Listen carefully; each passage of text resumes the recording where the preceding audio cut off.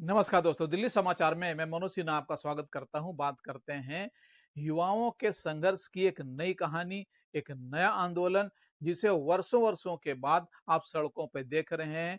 अगर नहीं देखने में सक्षम हैं तो जंतर मंतर पर, टीवी स्क्रीन पे या समाचार पत्रों के जरिए आप तक पहुंच ही रहा होगा।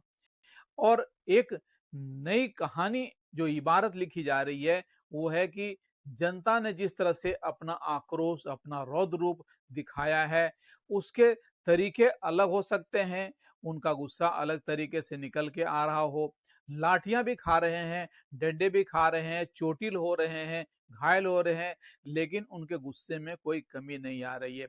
लेकिन दो तरह से इस पूरे घटनाक्रम को पेंट किया जा रहा है। एक तो दिखाया जा रहा है कि स्टूडेंट्स घायल हुए, दूसरी तरफ पुलिस कर्मियों का भी घायल होना, उसको ज्यादा प्रमुखता से हमारे मीडिया दिखा रही है। लेकिन घायल तो घायल ही होता है, चाहे मीडिया के जरिए आप दूसरी तरह से अपनी बात का नैरेटिव पेश करें या राजनीति के तरह इसको देखा जाए।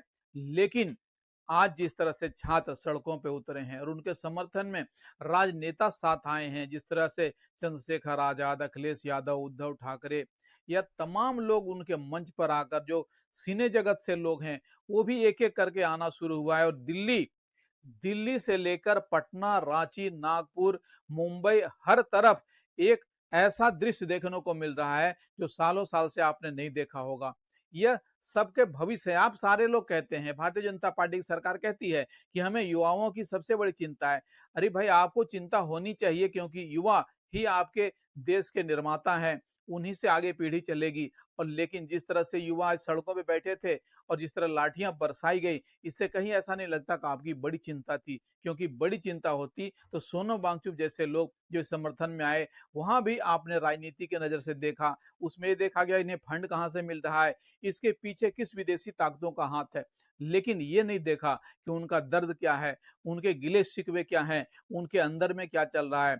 और युवा जिस तरह से टूट टूट कर वहां आ रहे हैं, बिखर रहे हैं, लेकिन अपने रास्ते से हट नहीं रहे हैं।